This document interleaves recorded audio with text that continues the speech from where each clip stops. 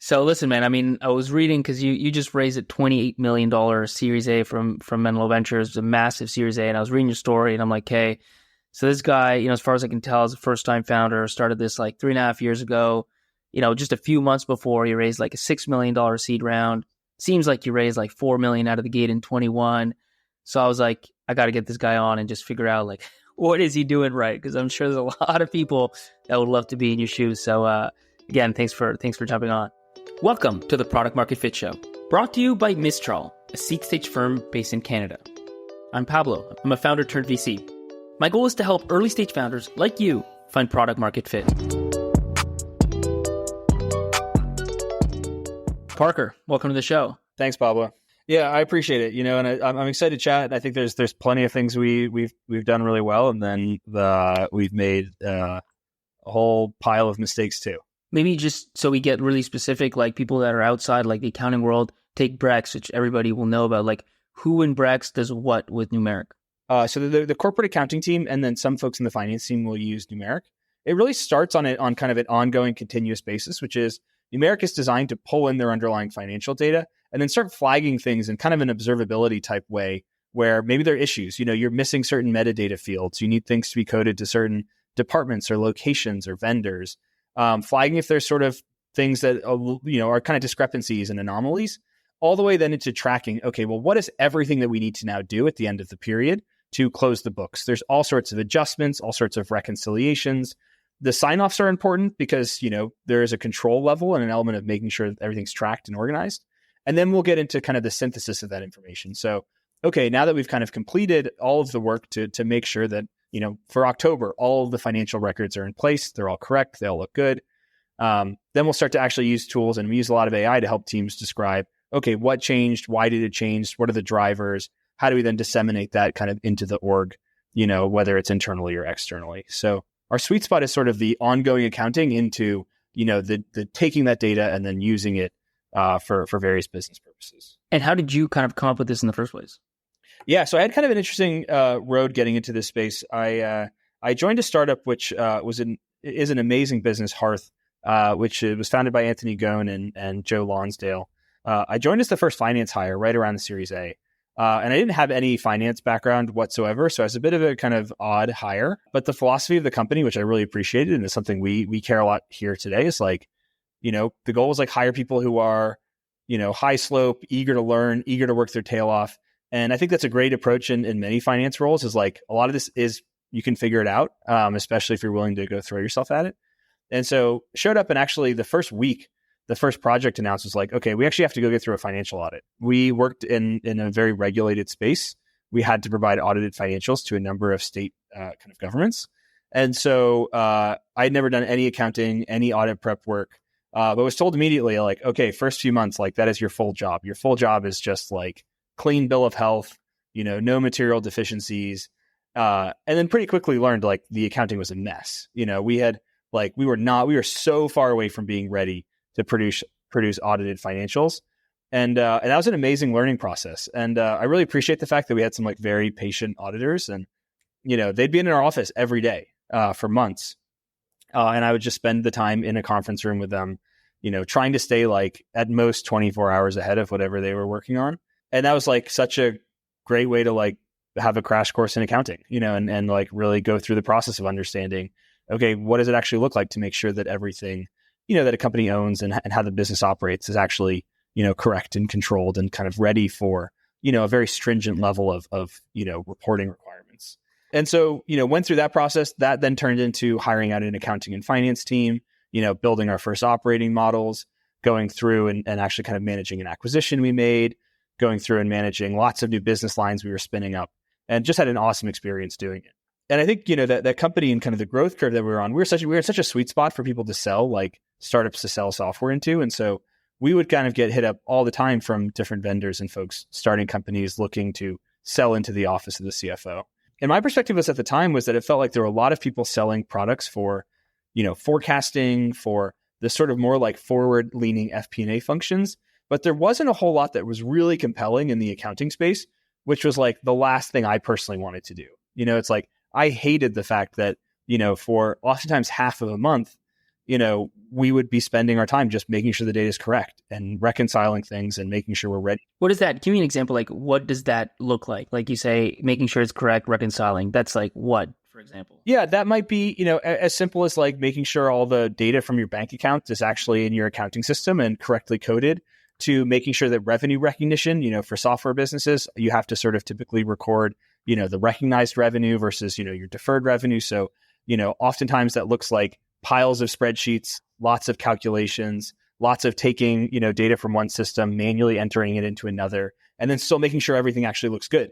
And some of the most annoying parts are like, you may think you're finished with something as simple as like, hey, we're going to go depreciate our fixed assets. We're going to go sign off on it. But then all of a sudden, someone else on your team goes and posts a bill. Everything's out of whack. Now, all of a sudden, you've just spent a whole bunch of time, sort of on work, which is unexpectedly changed, where there's issues.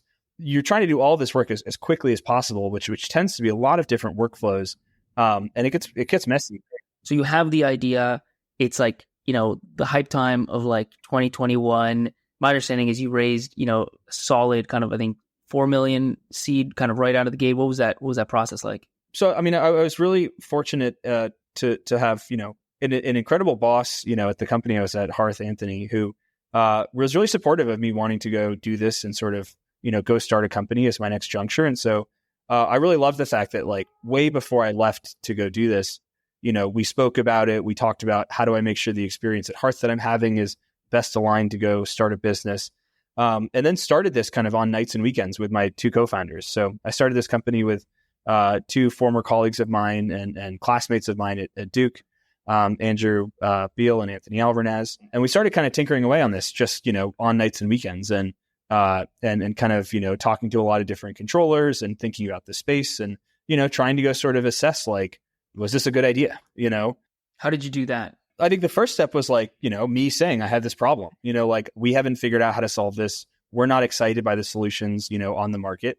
And I think Andrew and Anthony in many ways are like very skeptical. They were like, okay, well, like just because you haven't figured out this problem, like maybe later stage companies have, maybe no one else is like you and you're just doing something wrong or different. So in many ways, I think like with a healthy level of skepticism, it was like, great, let's go talk to, a couple dozen accounting teams. Let's go talk to companies at different stages. Let's go reach out to folks and just do pure research of understanding like how have other folks solved these problems? What do they think? And that sort of like started just the ball rolling of, okay, well, like definitely like other people definitely have this problem. Other people are excited about, how we're thinking about the problem, even with no designs or anything. Just if you can have a conversation and sort of get someone excited by a little bit of the vision and the way you're thinking about a problem, you can start to, understand, okay, is this resonating or not? And I think that part is critical. So maybe just to go like a little bit deeper on it, how many of those calls did you do, and how did you set up those conversations? How much of it was pitching your vision, and how much of it was like truly high level, open ended questions about problems they had and about this specifically? My instinct is we probably talked with somewhere from 30 to 40 different accounting teams over the course of 2 months, something like that, ballpark. And I think those conversations kind of at first started with like totally just open-ended questions. And I think probably over the course of those months started to get more and more practical as we went and as we learned things, to then the point being like, oh, by the end of it, like we actually have Figma screens, we have like some prototypes. We're actually starting to, get into the question of like way more detailed questions of, does this make sense? How do you think about this? Like, what if the product looked this way or that way? For how many months did you and your co-founders work on the side? Probably like 5 months, roughly. Yeah. What was kind of the thing that made you jump in? I think there were 3 catalysts. I think one, we signed up some customers, built a prototype, and they started using the product and then wanting things. And, I think Andrew, my technical co-founder, felt the brunt of it. I mean, he was responsible for maintaining a product that people were using and paying for, and had you had paying customers while you're doing this on the side. Okay. Yeah. And they were like, they were rightly like demanding things, but, we all had full-time jobs that we took very seriously. And, there's kind of a very natural break point where it was like, oh, we actually can't, like, we're struggling to do this, while we kind of put our best efforts forward in our full-time roles. And then we got really excited. It's like, it's one of those things where all of a sudden you start to do this and you spend time with these customers and prospective customers. And there's a very natural like pull of, oh man, this is like really engaging. This is like, I'm going to sleep thinking about how to make the product a little better, and I think, and then I think the third thing was we just felt like the more time we spent in this space, we just felt like the space was more broken than we even realized initially. And so it got us really excited that if you can solve these problems really foundationally, there's a really big, important business to build here. And so I think it was kind of that combination of those items, which, made us think, man, like this would be a really exciting opportunity to go full time on, to go really invest in, and to go, hopefully build a career around. How soon after you quit did you go out and raise that first pre-seed round? That round actually got raised before right after we quit, but before we had actually even, I think in at least mine, if not all of our circumstances, had actually left our prior jobs. What was that process? Did that just kind of come to you, or did you run like a process for it? Very quickly after sort of giving notice, an investor gave us a term sheet preemptively to go lead that round. We then took a couple meetings. Someone you knew or kind of met? Someone who was in our network and someone who we had kind of met after a meeting or two that was like not even intended to go be fundraising meetings, got really excited about the space, got excited about what we did, offered us terms to go lead around. We then met with a handful of folks, who we had connections with or folks we were excited to go spend time with, and then sort of wrapped up a process in a couple days. Cool. So now's where we get to like the meat of it, because in a sense, you've done, while hard, really the easy part, which is like the research, the pre-seed funding, kind of the setup. Now you've got paying customers. I mean, getting them to cross line is hard, but building a product that they truly love that then, spreads is the part where most people kind of get stuck. So walk me through that phase of it. Like, how did you set it up now that you're full-time and you have resources? What were like your kind of main moves that you made? I do think this is like totally felt like this is when the hard work really started. Like the first pieces felt pretty straightforward to then going from we have a handful, half a dozen, maybe 10 early customers to, okay, how do you start to really build traction and momentum and and the real like intellectually honest perspective that like you have a fit that like is valuable and meaningful and the right metrics and instincts that everything looks good.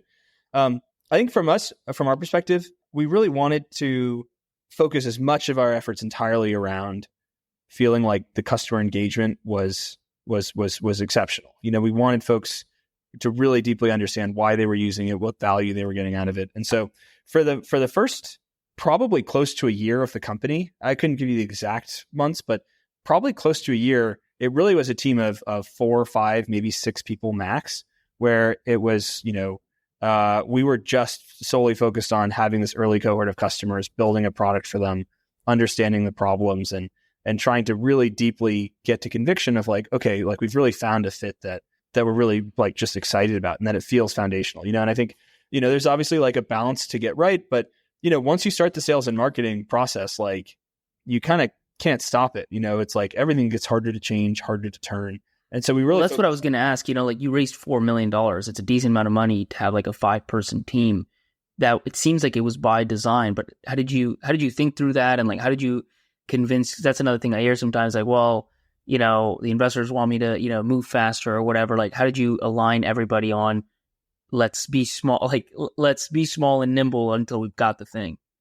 I think in a very practical way, like we were very understanding of the fact we raised more money more quickly than we expected to, or necessarily intended to. And so, just because someone gives you the money doesn't mean you should go spend it. And I also think there's like a very real perspective. It's like spending money does not move things faster in many, many circumstances.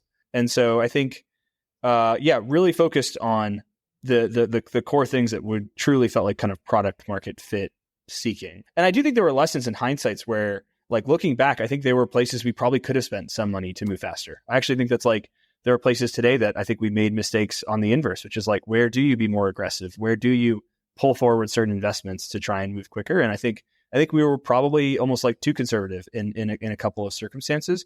But I also think like those are things you can come back from versus like spending all of your money. Turns out like very hard to come back from, or even just like building out a sales team, much harder to go sort of pivot the business, reorient things, sort of focus on different areas. So there's a balance to find there, right? Which is how do you both invest in the things that you need to go prove as quickly as possible and get ahead of what's coming while also, kind of staying as lean as you possibly can.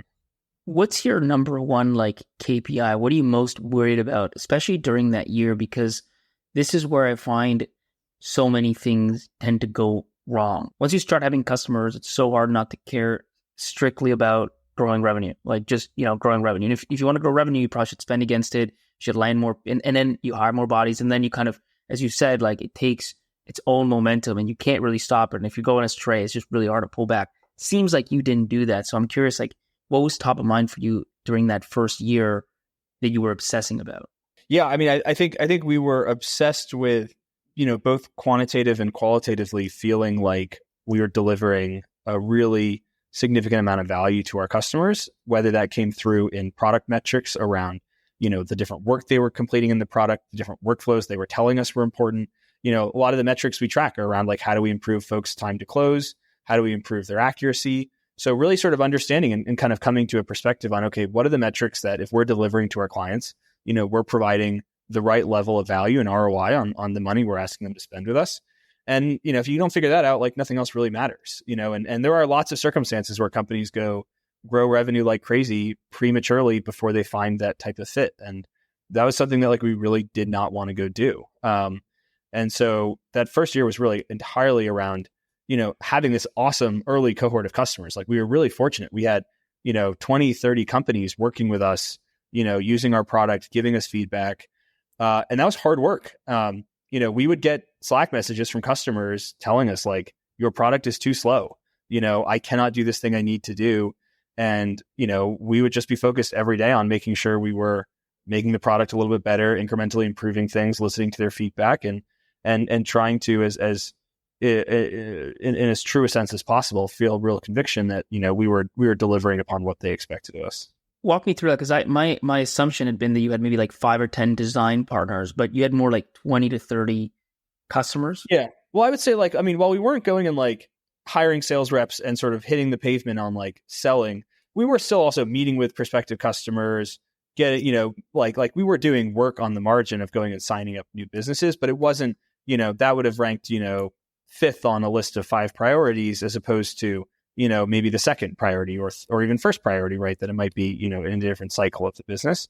So we were sort of incrementally adding customers here or there, but it was very much in a like early cohort of, somewhere between a design partner and a paying customer. Like they were paying, like we didn't sign up anyone who wasn't willing to pay for the software. We did do all monthly subscriptions, which we really liked as a like intensity culture driving element of the business. Every month it was awesome, even though it was painful to know that our biggest customers could all quit and walk away if they didn't feel like they were seeing what they wanted to see.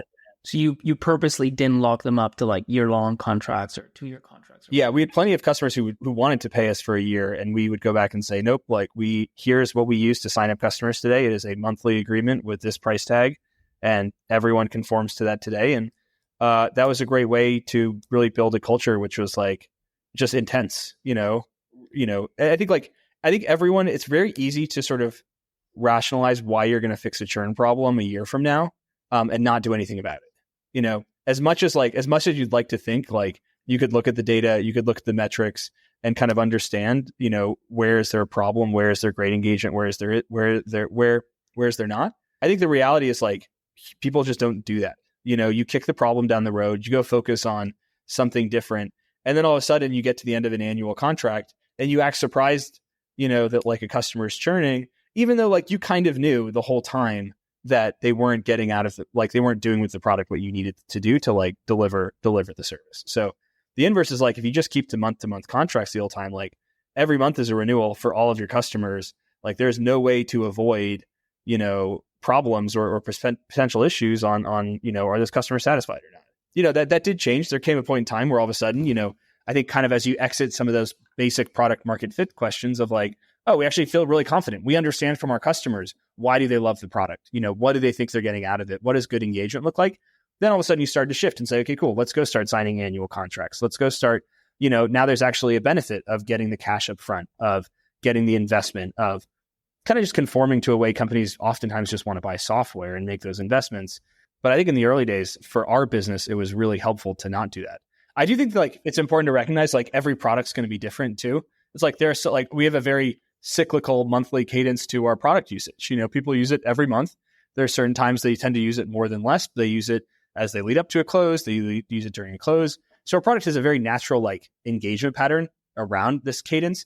But there are plenty of products that won't. there are plenty, like an annual comp review maybe happens once a year. So if your product is designed to go fix that problem, like you might not want to offer monthly contracts because, the cycle is actually 6 months away, so it will depend, I think, as well on just sort of like the nature of the product as to, how you think about that feedback loop and what is the tightest feedback loop you can get.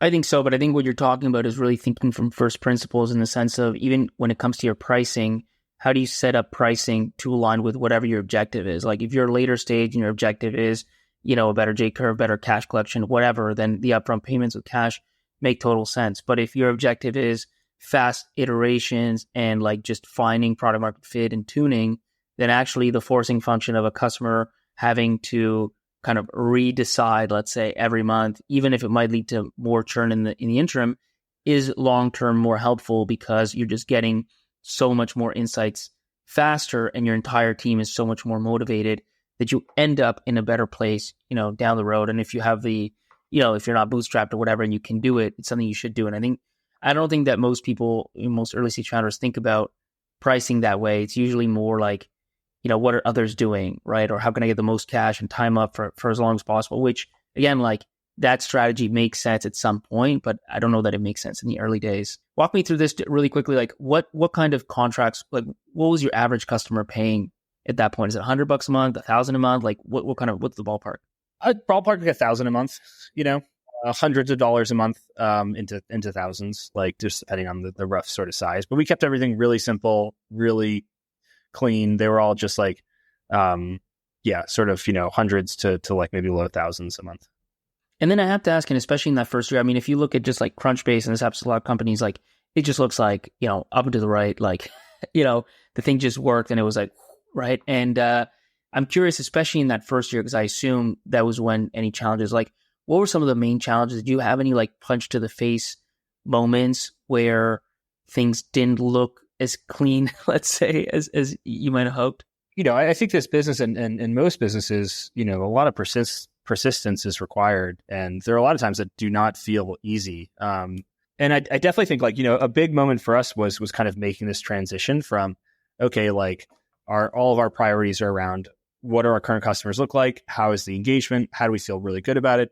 And, it was a really natural period of time where all of a sudden just really felt like things were clicking. It felt like we sufficiently developed the product, which takes time. It doesn't happen overnight. It felt like you could see in the metrics, but also even more importantly, just talking with customers, you could see their eyes light up talking about certain features. You could just hear the genuineness of like, oh my God, I love it because that I can do this bit of numeric now. I can double click into this account, see the data, manipulate it, do my task, go back to my other work. And you'd see it in like bugs where it's like you'd see a bug get reported that something isn't working. And then like you'd hear it from 10 customers pretty quickly. And you realize like, oh, snap, like they're really using that feature. Like they're really relying on it. Like they're not happy if something isn't working. And so it sort of went through this period where we started to really feel that signal and that pull. But then, you have to go build a very different muscle, which is how do you go sell and market the product? And, a great product does not just sell itself. And so that was definitely like a challenge to then go figure out, okay, well, how do we now go start to think about marketing and building a demand gen function? How do we get in front of the right people at the right time? How do we run a really great sales process? I had not candidly sold much of anything prior to this experience, and then was our sales rep, selling the product and making, rookie mistakes and learning as we go about, okay, how do we start to translate, what we feel like is really working with our customers into, a really healthy sort of revenue growth and sort of sales and marketing effort. And I do think that's something that we learned a ton about, but it didn't just work from day one. It required making a lot of mistakes. It required losing deals. It required, What are some of those? Like, you remember any specific that still kind of haunt you a little bit? Like any big deals missed or any big mistakes that you made or your team made around kind of that go-to-market motion? I gotta say, I think I've made like every sales mistake in the books, and like, and my goal is obviously to just like try and not make the same mistake twice, but just be learning all the time. And it's the same way we hire for people now on the sales team is with that same mentality, but made every basic mistake. I think like there's one that stood out where we were trying to sell a sort of like pre-IPO company, and they asked how many people we had on the team at Numeric, and I think I said like 6, and their accounting team had dozens of people on it. And you could just tell all the air was sucked out of the room at that point. And it was like, clearly you had sort of you'd said something which like, and then immediately get the feedback after the meeting, which is like, yeah, we're not going to work with you. You're too small, and we don't think you guys would be like, the right partner for us today. And there's a lot of those things where it's like, how do you communicate trust, a comfort with working with you? How do you be really transparent about what that looks like? How do you build those sort of relationships? Like selling into the office of the CFO is not necessarily a place where like is just riddled with early adopters who want to go work with a 5-person startup. That's like not, this is, there's real risk, real compliance, real importance of making sure the product works sufficiently well and has everything they need. And so a lot of like the learnings were about how do you get people comfortable with you? How do you run a really clean sales cycle? How do you communicate externally what you're hearing and those snippets and the sound bites and the excitement? Yeah, it was hard work. But it was also something where it just felt like very clear. It's like you can get better at this every day. These are problems that people have solved. There's a lot of learning you can go do from how other companies have whether it's hiring sales reps doing demand gen, marketing. Like there's a lot of lessons you can go take from people, and your goal should just be like learn faster, move quicker, and kind of get through those sort of painful bits. And that was a lot of fun to then go into the next waves of feeling like you're starting to structure and understand what the sales process looks like and what it takes to get a deal closed and what are the risks about a deal falling apart. And they fall apart at every stage. So how do you be more proactive and understanding of what those things look like? And how do you then start to train other people so they can sort of manage the process? And just such a privilege to get to go through that experience and start to have enough data points to see what it looks like and understand how you build off of it. And walk me through the other thing is around product market fit. Like you're talking about signals from the product that it's really working. Like when it comes to ROI, what are the key pieces of ROI that you're selling and that you're delivering on? Is it that time to close? Is it something else? Yeah, I think there's a number of different components about how we measure value. I think the most tangible and simplest one is really around, okay, if you've got 10 people on your accounting team, it's taking you X days to close, and we're going to go cut that down by Y. Let's talk about what value does that create, when you walk into what it's costing you to spend your team doing this work. And that's a very simple way of kind of backing into a quick rough. And is it, so let me drill on that, because like sometimes a lot of people like talk about this time save thing, right? Like if you do my thing, we'll save you 30 minutes. And a lot of times it's the softer kind of ROI. What do you think in your case made it as compelling as it seems to be since you're having that adoption? Is it because it's not just, oh, my people can work on something else, but it's also this like time to close? Like time to close, I feel like is an accepted KPI, let's say, for the finance team. Is that why you are tying to that? Or like, I guess, what's your thoughts on that? I think for companies in a certain size and stage, it's really top of mind. And I think, you obviously want to find folks where this is a real, burning problem. And it really is something they want to go solve. It's, like we will meet with some companies and they're like, this is my KPI for the quarter is go from 10 days to 7 days. And like, oh, and that is like what I'm getting comped on, measured on, it could be, we want to go public, and in order to be public, here's what we have to do. And there really aren't exceptions around what these timelines or standards look like. And so there is like it is sort of understanding like, where's that best fit? A lot of our early customers were much smaller than our customers that we now, kind of have today and sort of look at like our best ICP. And that's pretty natural, right? You sort of start to feel like, okay, well, these customers that are maybe earlier stage startups, they've got 1 or 2 people on their team. Yes, they're using the product. They like the product, but is their willingness to pay and this pain quite as big? Well, actually, look, this team of 30 accountants like has a really big problem. And so it definitely you start to explore different sizes and stages. But I'm drilling on this because I find, for me at least, like this is just from my observations, like this is so important, is what is already a top of mind KPI for your ICP, and do you actually address that in a meaningful way? Like that that puts you in a place where my experience is they can't ignore you. They have to, because if somebody's like measured on, or their main KPI for the year is going from 2 weeks to 1 week time to close, let's just say, and you come in and you're like, hey, on average, we decrease time to close by 50%. How can they not take the 15-minute call? And then if you actually have case studies and enough proof points around it, how can they not try it out? It just kind of like eases your whole funnel more than it would if you just went and you said, you've got 10 people on your finance team. They spend 2 hours a week on close or whatever it is. Their time is worth $100 an hour. So I save you $2,000 a month. Like, is that true in your experience that there's a big difference between the two, or not so much? Honestly, I think a lot of the learnings are like different people think about the ROI in like both of those camps. And it's on you as sort of the, running the sales process to understand what's going to move the needle for you and how are you thinking about it and how do you sort of make the most compelling pitch against it. I think we'll see both. We'll see some people where there's a real like KPI driven mandate by a team, a really compelling event, a really sort of like timely reason. You'll also see others where, yeah, you can completely convince someone this is a good idea by discussing the value of efficiency and of time and of saving the team. And, and there's all sorts of like general sort of, challenges that the accounting industry faces as well, where there are fewer accountants in the industry every year. And the number of new accountants is going down and like they're really in demand. So it's actually, you really need to think about attracting and retaining the best talent, kind of to my personal experience. I really do genuinely believe it. It was like, you should go automate the most recurring, most mundane problems first, because it frees up everyone to go do the really compelling things. So I think we see the range in sales processes in terms of, what's top of mind. But what's really important is like building that relationship and that trust that, you're going to be a partner and go solve these problems. And you might not know when the timing is right. I think like it's really hard, outside in to understand when you're looking at a company and a prospect, like, is now the right time for them to buy numeric? Like, I don't know, maybe. And so I kind of view our role of the sales team as very much like a steward, sort of servant perspective of sales. Our job should be show up to a meeting, be useful, provide context about what we do, be very happy to tell people if it's not the right fit, figure out other ways we can be helpful, and just try and be useful and kind of trust the fact that those things will pay off in the long run.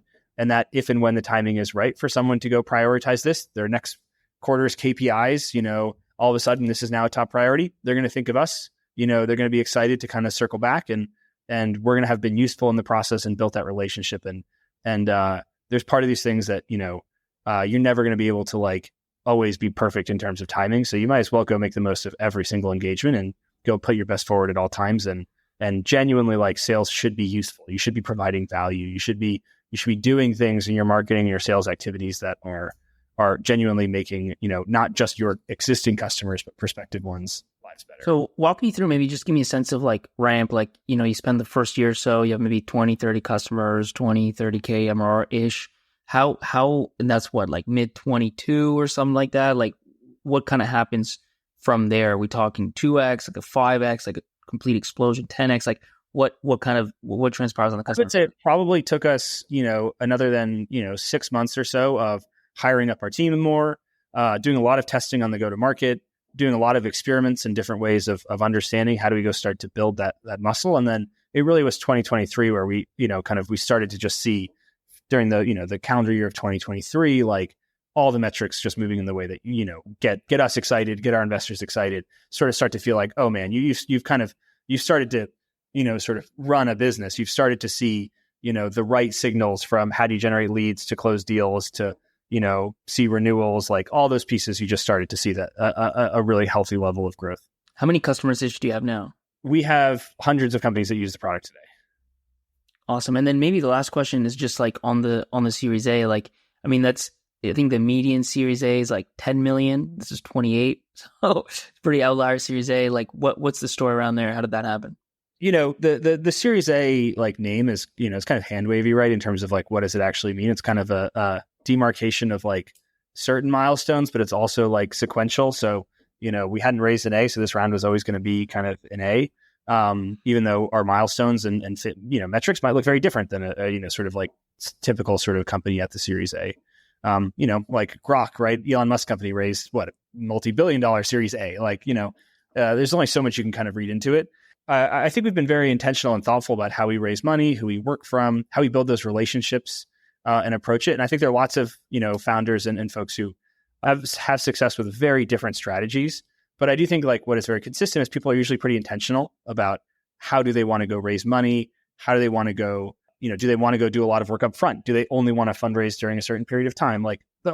All sorts of strategies can be successful. And I think for us, what it was being very intentional about how do we want to go build those relationships and find great people who are excited about the space, who think similarly about the vision and where we want this business to go. And then are excited to be a part of it and